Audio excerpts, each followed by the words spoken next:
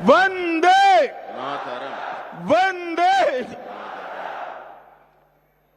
आज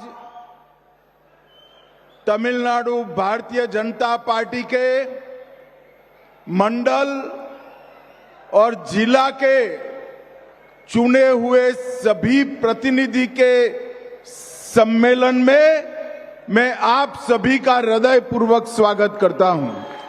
இன்று நம் பாரதிய ஜனதா கட்சியில் மண்டல் ஜில்லா இந்த பகுதியில் எல்லாம் தேர்வு செய்யப்பட்டிருக்கும் உங்கள் அனைவரையும் சந்திக்கும் இந்த கூட்டத்தில் கலந்து கொள்வதில் நான் மகிழ்ச்சி அடைகிறேன்। मेरे साथ मंच पर उपस्थित तमिलनाडु भारतीय जनता पार्टी के प्रदेश अध्यक्ष श्री नयनार नागेंद्र जी, जिन्होंने बहुत अच्छे तरीके से पार्टी को आगे बढ़ाया, ऐसे हमारे पूर्व अध्यक्ष के अन्नामलाई जी,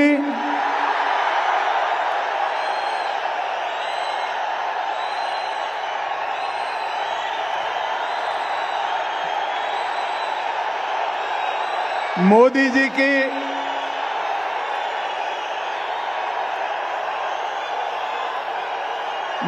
जी की मंत्री परिषद में मेरे साथी डॉक्टर एल मुरुगन जी,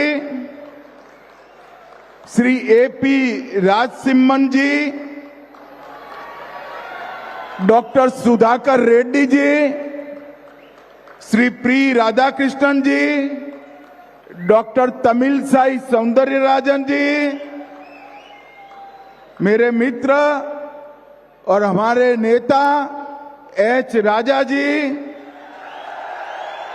बहन वानती श्रीनिवासन जी, श्री चक्रवर्ती जी, श्री रामा श्रीनिवासन जी, श्री वीपी दुरईसामी जी, श्री एसआर शेखर जी, श्री पी कार्तिकेय जी, डॉक्टर के पी रामलिंगम जी, एल मुरुगनानंद जी, के एस नरेंद्रन जी, और आज तमिलनाडु के कोने कोने से आए हुए मेरे देव दुर्लभ कार्यकर्ताओं को मेरा नमस्कार प्रणाम।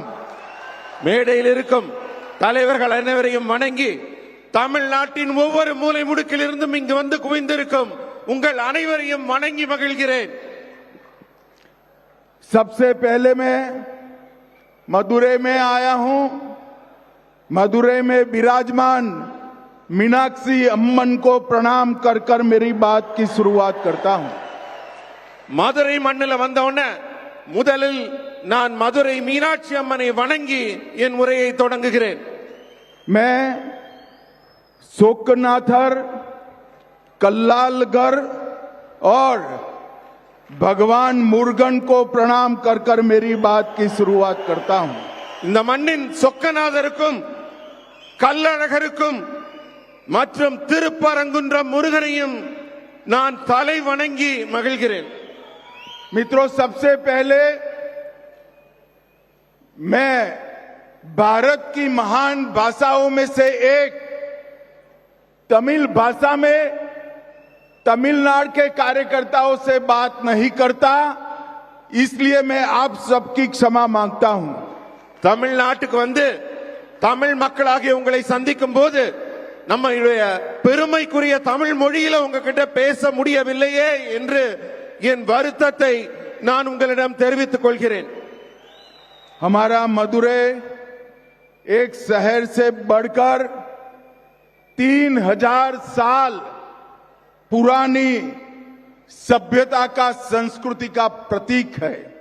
நம்முடைய மதுரை சாதாரண நகரம் அல்ல, 3000 ஆண்டுகால வரலாற்று பெருமை கொண்ட மிக முக்கியமான புனித இடம்। मैं यहां आया हूं तब महान स्वतंत्रता सेनानी पसुम्पोन्नन मथुरा लिंगम थेवर जी को भी प्रणाम करता हूं। இந்த மண்ணின் நாயகராக விளங்கிய பசும்பொன் முத்துராமலிங்க தேவர் ஐயாவையும் நான் வணங்குகிறேன்। और साथ में आप सभी को अपील करता हूं, बड़ी जोर लगाकर 22 जून को मुर्गा भक्तगढ़ मनाडू में जोर शोर से हिस्सा लीजिए। உங்க எல்லாரையும் கேட்டுக்கிறேன், வர ஜூன் 22ஆம் தேதி முருகனுக்கான பக்தர்கள் மாநாடு நடக்குது.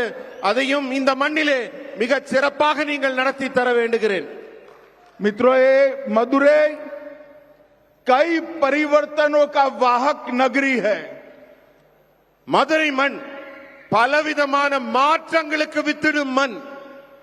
और मैं आज कहकर जाता हूं, हमारा एक कार्यकर्ता सम्मेलन डीएमके सरकार की पतन का कारण बनने वाला है। இன்றைக்கு இந்த மீட்டிங்ல உங்க எல்லார் முன்னாடியிலும் அத்தனை தொண்டர்கள் மத்தியிலும் சொல்லுகிறேன், இந்த கூட்டமும் ஒரு மாற்றத்தை உருவாக்கும், திமுக ஆட்சியை முடிவுக்கு கொண்டு வந்து வீட்டிற்கு அனுப்பும். 2026 में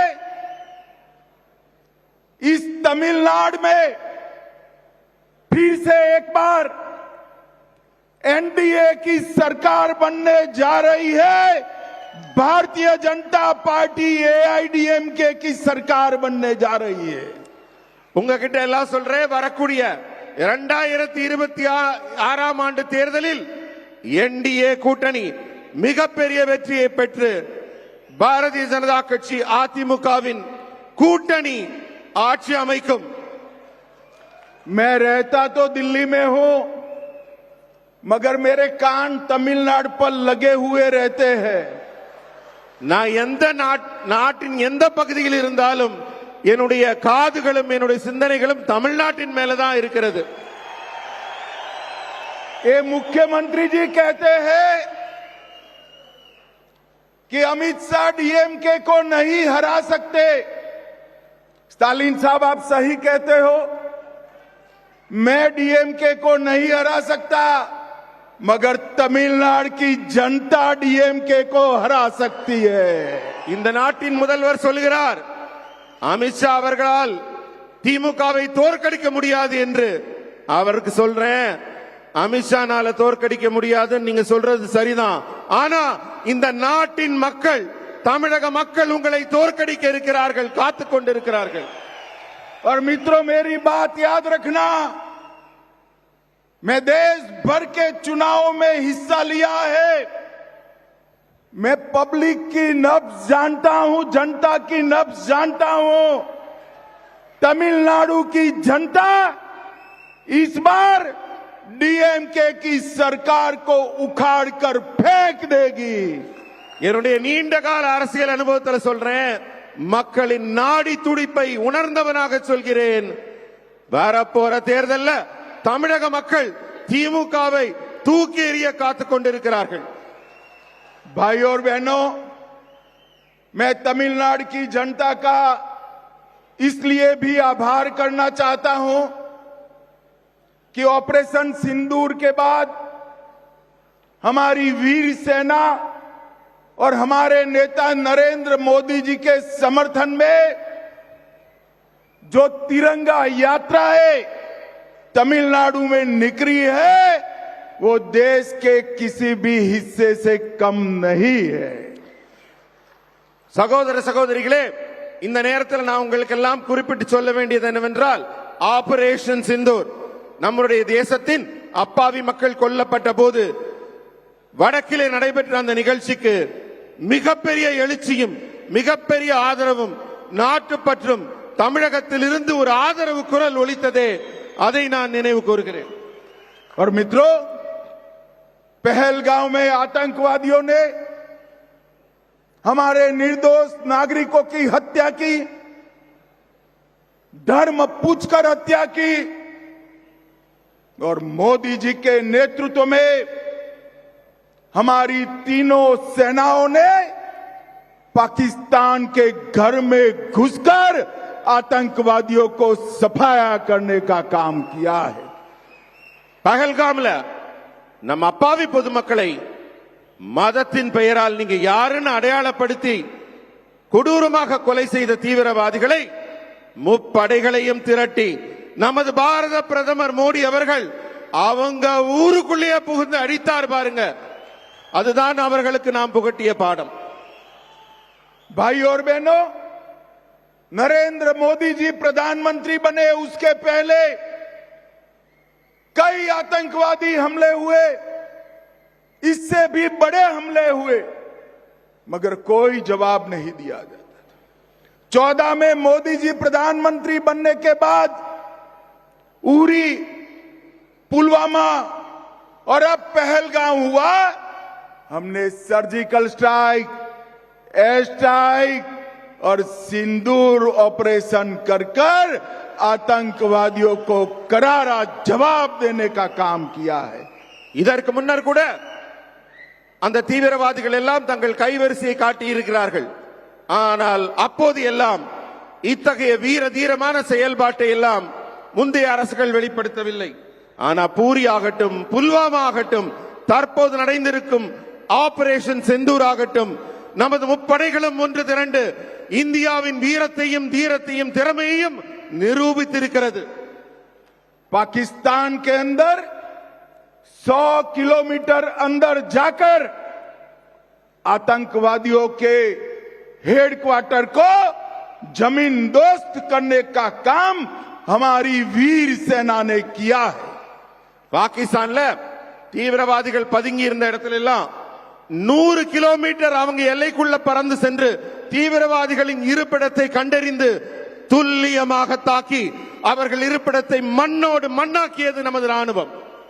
और मित्रों, मोदी जी के समय में ही रक्षा उत्पादन में देश आत्मनिर्भर बनने जा रहा है. மோடி அவர்களின் ஆட்சியிலே எல்லா முன்னேற்றங்களும் எப்படி இருக்கிறதோ அதுபோல ராணுவத்திலும் கூட ஆத்ம நிர்பர் என்று சொல்லக்கூடிய தன்னிறைவான ஒரு நிலை ஏற்பட்டிருக்கிறது. அதனால் தான் மிகச் சிறப்பாக செயல்பட்டு இருக்கிறோம். और जब रक्षा क्षेत्र में आत्मनिर्भरता की बात करते हैं तो पूरे देश का युवा कावेरी इंजन का नाम बड़े गर्व के साथ लेता है.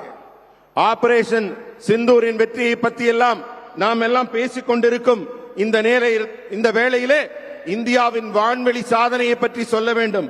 இந்த நாட்டின் இளைஞர்கள் எல்லாம் காவிரி என்ஜின் என்ற சொல்லை இப்போது உச்சரிக்க தொடங்கி இருக்கிறார்கள். और हमारे देश में बने मिसाइल्सों ने जब पाकिस्तान की एयर डिफेंस सिस्टम और उनके वायुसेना के अड्डे को तहस नहस किया, पूरी दुनिया आश्चर्यचकित होकर उसके देख रही.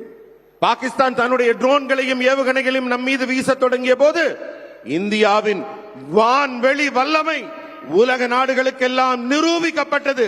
அத்தனையையும் அடித்து தூள் தூளாக ஆக்கியது நம் இந்திய ராணுவம்.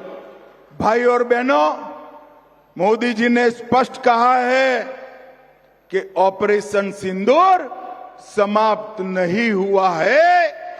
आगे पर भी अगर कोई गोली चलाएगा तो उसका जवाब गोले से दिया जाएगा. மோடி அவர்கள் சொல்கிறார்கள், ஆபரேஷன் சிந்தூர் இன்னும் முடியலங்க, மறுபடி தீவிரவாதிகள் வாலாட்டினால் அவர்கள் இடத்திற்குள் புகுந்து வீடு புகுந்து தாக்கி அவர்கள் அழிக்கப்படுவார்கள் என்பதை இந்த நேரத்திலே நான் நினைவூட்டுகிறேன். भाई और बहनों, 2024 का साल भारतीय जनता पार्टी के कार्यकर्ताओं के लिए एक मील का पत्थर है, माइलस्टोन है. மக்களே, இப்ப வரக்கூடிய 26ஆம் ஆண்டு தேர்தல் பாரதிய ஜனதா கட்சியின் ஒவ்வொரு தொண்டருக்கும் மிக மிக முக்கியமான, உயிர்ப்பான, அவசியமான ஒரு களமாகும். 2024 में ही मोदी जी तीसरी बार इस देश के प्रधानमंत्री बने हैं, लगातार तीसरी बार.